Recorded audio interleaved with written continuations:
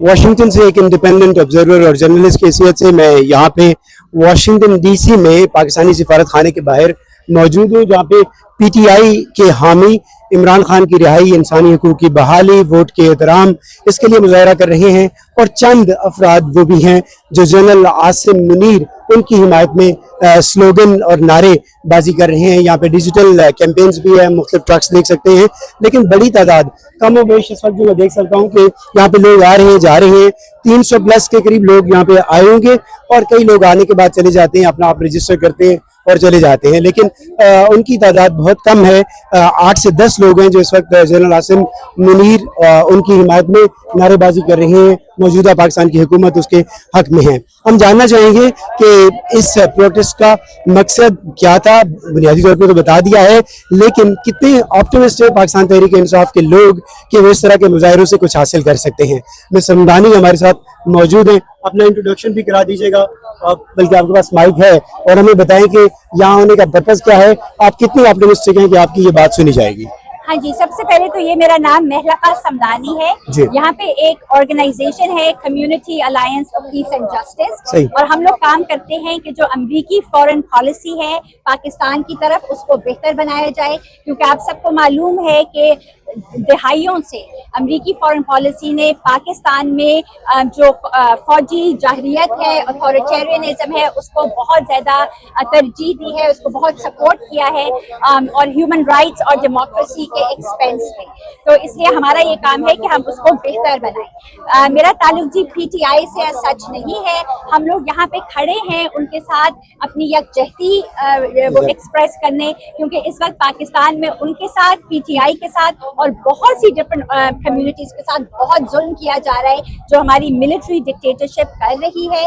और यहाँ पे आने का मकसद ये था, यहाँ पे पीटीआई भी हैं, यहाँ पे बहुत सी डायस्पोरा ऑर्गेनाइजेशंस भी हैं, और वो जो सब हैं वो एक ही मकसद से आई हैं, एक यकजा आवाज में ये कहने के लिए कि जब तक पाकिस्तान में मिलिट्री अथॉरिटेरियनिज्म होगी, जब तक वो वहाँ पे आइन की पामाली करते रहेंगे, धज्जियाँ उड़ाते रहेंगे, लोगों को रातों को उठाते रहेंगे, डिसअपीयर करते रहेंगे, तो हम लोग यहाँ पे आवाज उठाते रहेंगे। आप यहाँ पे आवाज उठा रही हैं, मुख्तलिफ और भी मुजाहरे हुए, कांग्रेस के अंदर से 60 कांग्रेसमैन लिख रहे हैं। आपको लगता है कि वाशिंगटन के अंदर जो डिसीजन मेकर्स हैं उन तक ये आवाज पहुँचती है? बिल्कुल ये पहुंचती है। उनको ये दिखाना जरूर है कि देखें, आपने कहा कि 300 लोग आए हैं। मैं आपको, अगर आप 1 घंटा पहले आते तो यहाँ पे एटलीस्ट 700-800 लोग तो मौजूद थे। 500 तो मैंने देखा। हाँ, और 500 से बहुत ज्यादा, मेरे ख्याल में 700-800 लोग थे, जो अब आके चले भी गए हैं क्योंकि काफी देर से आए हुए हैं। लेकिन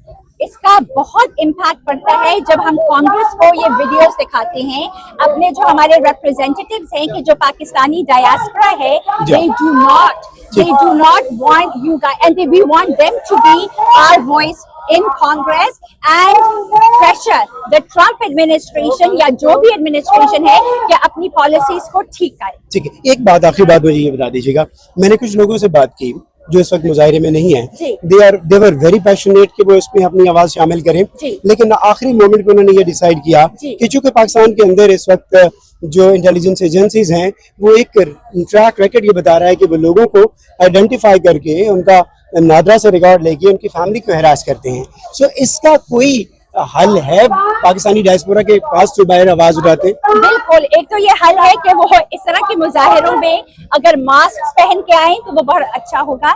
और इसी काम पे जो आप कह रहे हैं ना कि उनकी फैमिलीज को हरास किया जाता है, उसको ट्रांसनेशनल रिप्रेशन कहते हैं, उस पे अगले हफ्ते कांग्रेस में एक हियरिंग है इसी बात पे कि जो पाकिस्तान में जो इंटेलिजेंस एजेंसीज हैं हरास करते हैं पाकिस्तानी शहरियों के फैमिलीज को या पाकिस्तानियों को पाकिस्तान में, तो उनके खिलाफ आवाज उठाई जा रही है। ये कांग्रेस में हियरिंग हो रही है और उसके खिलाफ अब लॉज भी इंशाल्लाह बनेंगे। अनवर इकबाल साहब सीनियर सहाफी हैं, दान को रिप्रेजेंट करते हैं और इसी प्रोटेस्ट की कवरेज के लिए यहाँ पे मौजूद हैं।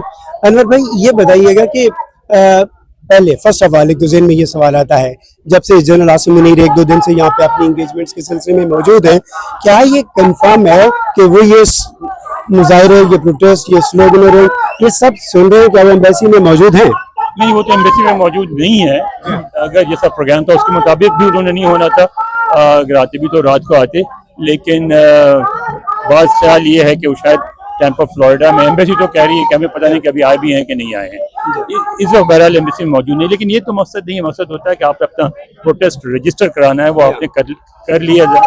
जब आप व्हाइट हाउस के सामने करते हैं प्रोटेस्ट, तो जरूरी तो नहीं होता कि प्रेसिडेंट अंदर होता है। जनरल आसिम मुनीर के हक में भी नारेबाजी हो रही है और एक ऐसे वक्त में ये प्रोटेस्ट हो रहे हैं जब हम पाकिस्तान में रिसेंटली देखते हैं कि इंडिया पाकिस्तान वार और अपेरेंटली और पाकिस्तान के क्लेम के मुताबिक उन्होंने वो एक एरियल जो एयर स्पेस के अंदर जो मार्का था वो मारा है। और यहाँ पे ये स्लोगन्स बता रहे हैं कि जनरल आसिम मुनीर जो है वो पाकिस्तान की कौम के प्रोटेक्टर हैं, मुहाफिज, और उन्होंने फ्यूचर जनरेशन को प्रोटेक्ट किया है।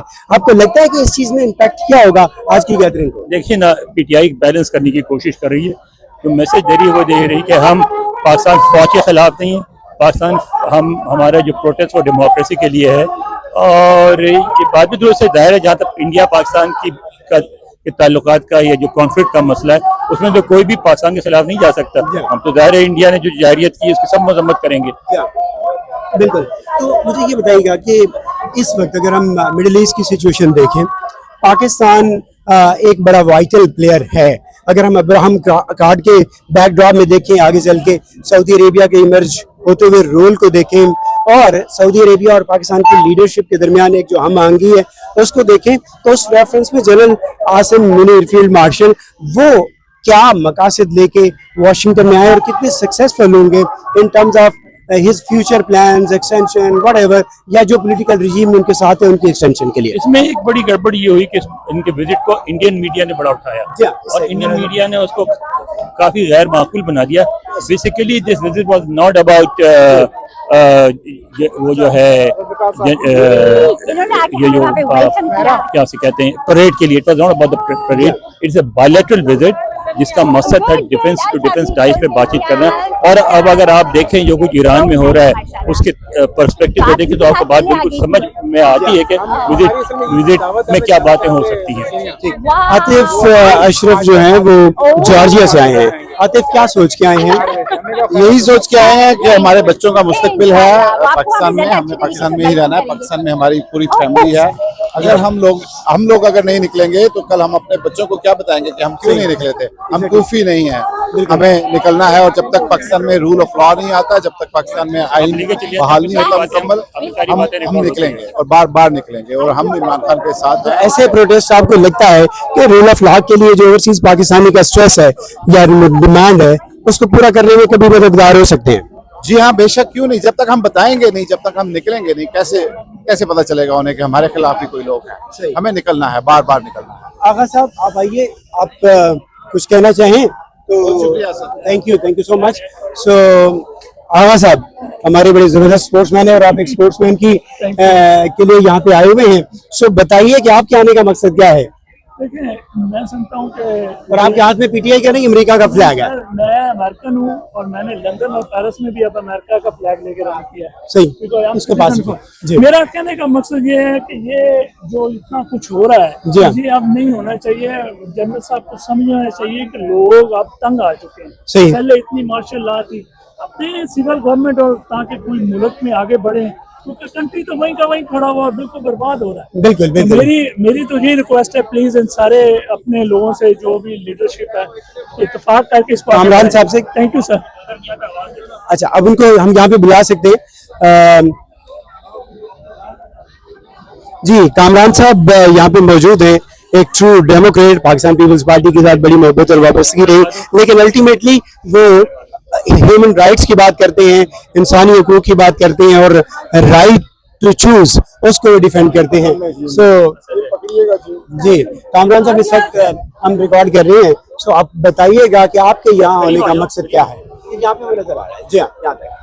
देखो, मैं बुनियादी तौर पे तो एक जमहूरियत, मैंने आपका तारुफ यही करवाया है कि वो सिर्फ डेमोक्रेट है। मैं एक डेमोक्रेट हूँ और ह्यूमन राइट्स का आदमी हूँ। थोड़ा सा इधर होइएगा, वो कवर कर रहे हैं कैमरे को। जी, मैं ह्यूमन राइट्स का आदमी हूँ। पाकिस्तान में शुक्र है खुदा का मुझे ये एजाज मिला, ना सिर्फ ये कि 10 बरस जेल में रहे ह्यूमन राइट्स के लिए और डेमोक्रेसी के लिए, बल्कि जो इंसानी हकूक का पाकिस्तान में सरकारी इदारा बना उसका पहला सरबराह भी मैं था। बिल्कुल हम जानते हैं। तो मेरी यहाँ मौजूदगी बुनियादी तौर पे सिर्फ इसी मकसद के लिए है कि जहाँ कहीं भी जमहूरियत की बात, जी हाँ, जहाँ कहीं भी इस्तेसाल के खिलाफ मुआशरे की बात हो, बिल्कुल मेरा फर्ज बनता है कि मैं वहाँ जाऊँ, मेरी आवाज हो ना हो, मगर मेरी मौजूदगी तो कम अज कम। सही, बिल्कुल। इत्मीनान और मेरा ज़मीर भी मुतमईन हो कि चलो जिंदगी के आखिरी हिस्से में। मैंने आपको जब दूर से देखा तो मैंने वहाँ पे इंट्रोड्यूस करवाया कि कामरान साहब मौजूद हैं यहाँ पे, और वो किसी पार्टी के नुमाइंदे नहीं है, वो सिंबल है ह्यूमन राइट्स के, वो सिंबल है डेमोक्रेसी के, और जो राइट टू वोट है जिसको मियाँ साहब कहते थे वोट को इज्जत दो, उसके राइट ऑफ वोट की ही जद्दोजहद थी। 80s में बुनियादी तौर पे जद्दोजहद ये थी कि राइट ऑफ वोट मिले, क्योंकि माशाल्लाह था मुल्क में जब हमारे यहाँ किसी किस्म का, और हमारी सारा था कि रेस्टोरेशन ऑफ डेमोक्रेसी हो मुल्क में। एग्जैक्टली, जमहूरियत बहाल करो, आइन बहाल करो, बिल्कुल बिल्कुल, लोगों का उनका कॉन्स्टिट्यूशनल राइट जो है वोट का वो दो उन्हें उनकी मर्जी के मुताबिक इलेक्ट करना। ऐसा ही है, ए इलेक्ट हो बी इलेक्ट हो जो भी हो, एग्जैक्टली उसको आने दो, उसे काम करने हम तो ये कहते हैं कि जी अगर एक्सट्रीम राइटिस्ट जिसको लोगों ने वोट दिया उनको मैंडेट का एहतराम करें, लोग उसे वोट देते हैं, तो हमारा फर्ज बनता है कि उसकी टेन्योर तक एहतराम करें। एग्जैक्टली, उसके बाद वो जो लीगल और कॉन्स्टिट्यूशनल प्रोसेस है उसके साथ तब्दीली लाएं, नया प्रोग्राम लेकर आए, मुल्क आगे बढ़े। मुल्क में मजबूत और सिविल इदारे, ये क्या मुसीबत बन गई है मुल्क के अंदर कि सिविल इदारा अब कहीं नहीं रहा, एक इदारा है सिर्फ, ऐसे ही है, ऐसे ही इदारा रह गया।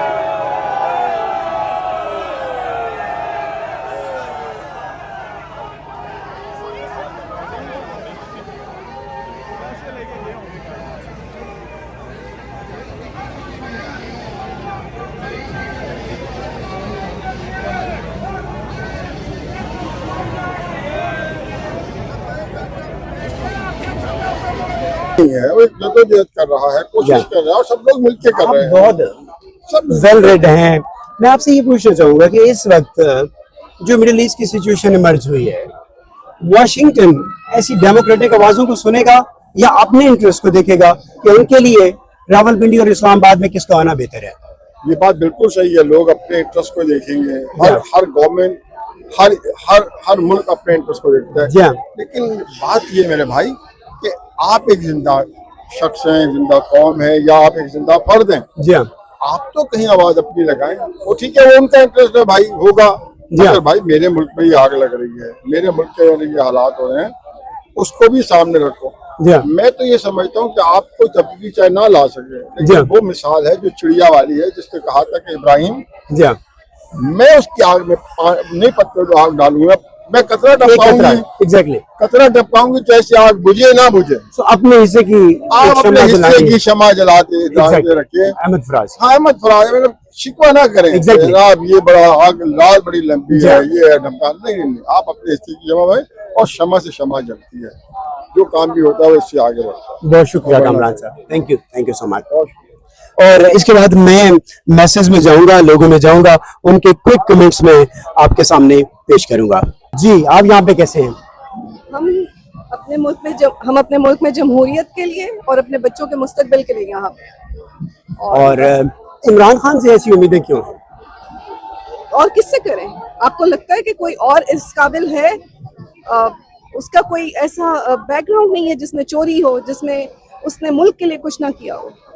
अभी तो ये उसके पास एक हुकूमत थी जिसने वो कुछ कर रहा था, और आप देखें जो वो कर रहा था, उसके सारे अच्छे प्लान, सारे अच्छे मंसूबे इन लोगों ने आके खत्म कर दिए हैं। लोग अब सड़कों पे हैं, कोई पनाहगाहें नहीं है, कोई फूड नहीं है, और लोगों को खाना नहीं मिल रहा, लोग खुदकुशियां कर रहे हैं। तो और किससे उम्मीद करें? जी, हम यहाँ आए हुए हैं जी वाशिंगटन में प्रोटेस्ट करने के लिए। असल में ये प्रोटेस्ट नहीं है, हमारी कोई डिमांड नहीं है, डिमांड कमजोर लोग करते हैं।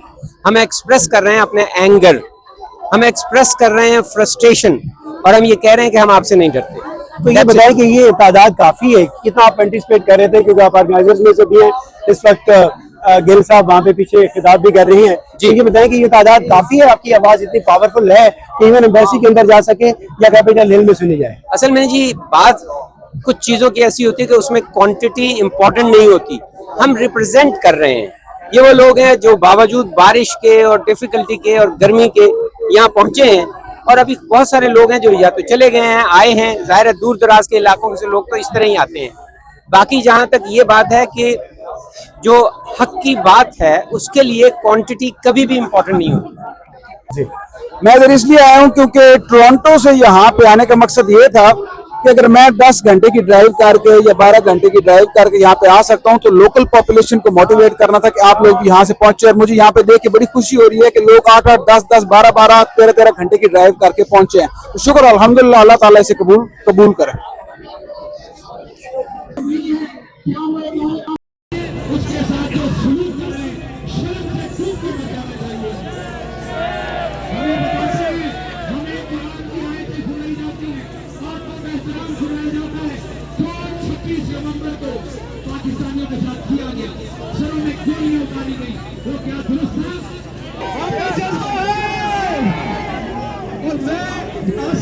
के जो साथ हैं लोग, ये आसिफ मुनीर के साथ जो लोग हैं, मैं आपसे ये बात करने आया हूँ न्यूयॉर्क से।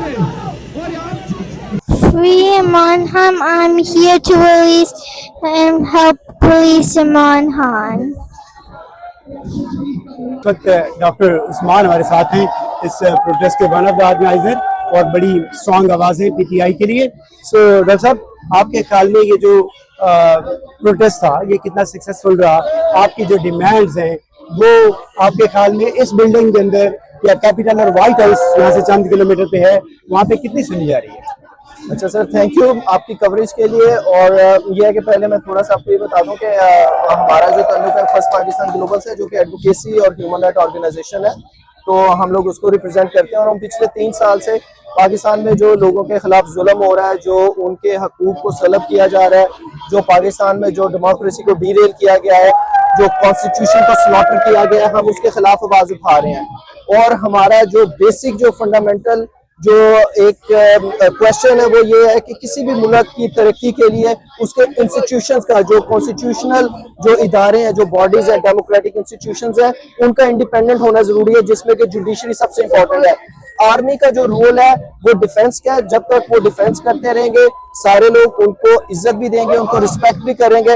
लेकिन जब वो अपनी ओथ की वायलेशन करेंगे, जब वो लोग सियासत में दखल देंगे, जब लोग पॉलिटिकल पार्टीज को बनाए और तोड़ेंगे, तो क्रिटिसिज्म भी उनको इसके ऊपर बर्दाश्त करना पड़ेगा। डॉक्टर उस्मान, ये बताइएगा कि यहाँ पे कांग्रेस के अंदर हियरिंग्स हुई हैं, कांग्रेसमैन ने लेटर लिखे हैं और आप उनका हिस्सा रहे हैं। आपके ख्याल में वो हियरिंग्स अब कितना मैटर करती हैं, क्योंकि एडमिनिस्ट्रेशन चेंज हो चुकी है? जो लेटर्स कितने मैटर करते हैं, वो प्रेसिडेंट ट्रंप के टेबल पे है या नहीं? प्रेसिडेंट ट्रंप के जो इस वक्त उस रीजन के अंदर इंटरेस्ट है, तो आपकी आवाज सुनने के लिए माहौल पैदा करते हैं कि नहीं? देखिए, जो हम चूंकि एडवोकेसी ऑर्गेनाइजेशन है, तो हमारा जो काम है, जो मैंडेट है, वो ये है कि आवाज रेज करना। ठीक है, जब शुरू में रजीम चेंज हुई थी, तो यहाँ पर बाइडेन एडमिनिस्ट्रेशन और स्टेट डिपार्टमेंट का साइफर जो आया था, जो कि इंटरसेप्ट की स्टोरी भी थी। अब उसके साथ जब हमने आवाज रेज की, तो आप देखेंगे कि जब रेजोल्यूशन 901 आई, तो 368 कांग्रेस मेंबर्स हमारे मौक़िफ़ के साथ खड़े हुए, हालांकि गवर्नमेंट उनकी थी। तो हमारा जो काम है वो है कि एजुकेट करना, उनको बताना कि जो आपकी फॉरेन पॉलिसी है वो फेयर नहीं है। जैसे कि यहाँ की एडमिनिस्ट्रेशन वेनेजुएलन डिक्टेटर्स के साथ नहीं खड़ी होती, नॉर्थ कोरिया के डिक्टेटर के साथ नहीं खड़े होते, म्यांमार में डिक्टेटर, तो फिर पाकिस्तान में ये कैसे डिक्टेटर के साथ खड़े हो सकते हैं? हमारा सिर्फ एडवोकेसी और जो हमारी डिमांड है वो यहाँ पे ऑर्गेनाइजेशन से ये है कि आप पाकिस्तान के 250 मिलियन लोगों के साथ खड़े हो, ना कि एक डिक्टेटर के साथ। आप पाकिस्तान की सिविलियन जो लीडरशिप है, आप उसको स्ट्रेंथन करें और लोगों को जो ये बताएं कि वो उनके फंडामेंटल राइट्स को अमेरिका, जो कि एक सुपर पावर है, वो उनके साथ खड़ी उनको प्रोटेक्ट करती है। बहुत शुक्रिया doctor Usman. Thank you. Doctor Saira हमारे साथ मौजूद हैं। जैसे कि हम सब जानते हैं कि यहाँ पे अमेरिका के अंदर बहुत ज्यादा जो पढ़ी लिखी कम्युनिटी है, उनकी भी इंक्लिनेशन, पहली इंक्लिनेशन डेमोक्रेसी की जानिब है। वो कहते हैं कि मुल्क के अंदर वही सिस्टम हो, वही निज़ाम हो जिसमें लोग एम्पावर होते हैं, उनके ह्यूमन राइट्स जो हैं वो प्रोटेक्ट होते हैं। तो डॉक्टर सायरा यहाँ पे क्यों हैं और इमरान खान के लिए क्यों आवाज उठा रही है? अस्सलाम वालेकुम जी, हम यहाँ पे इसलिए हैं क्योंकि we want democracy in Pakistan. Pakistan के लिए ज़रूरी है इमरान खान का बाहर आना और पॉलिटिकल प्रिजनर्स का बाहर आना, लोगों का मैंडेट उनको वापस देना। This is very very important. हमारा मुल्क पिछले 70 साल से अंधेरे में गुमा हुआ है। हम यहाँ पे इमरान खान को सपोर्ट करने के लिए खड़े हैं। अब मुनीर साहब आए हैं यहाँ पे और we were just here to show him के भाई बात सुन लो, हमारी बात सुन लो, छोड़ दो खान को, पाकिस्तानियों को जीने दो। Thank you. तो एक तरफ जब पीटीआई के हामी मुजाहरा कर रहे थे, दूसरी तरफ कोई दर्जन भर या 7 या 8 ऐसे लोग भी थे जो जनरल नासिर मुनीर की फेवर में मुजाहरा कर रहे थे और उनको पाकिस्तान का मुहाफ़िज़, प्रोटेक्टर और आइंदा नस्लों का प्रोटेक्टर गर्दान रहे थे और पाकिस्तान की मौजूदा हुकूमत और उसका जो इत्तेहादी हैं उनके ऊपर अपनी एतमाद का इज़हार। एक बात ये भी मुशाहिदे में ज़रूर आई कि जो ये प्रोटेस्टर्स थे इनके लिए एम्बेसी के दरवाज़े खुले थे, वो एम्बेसी के अंदर आ जा सकते थे, जबकि ज़ाहिर PTI के जो मुजाहिरीन थे उनके लिए एक सर्टन एरिया था और एम्बेसी के दरवाजे या वो एरिया वहाँ पे कॉर्डन ऑफ किया गया था, सिक्योरिटी यहाँ पे मौजूद थी।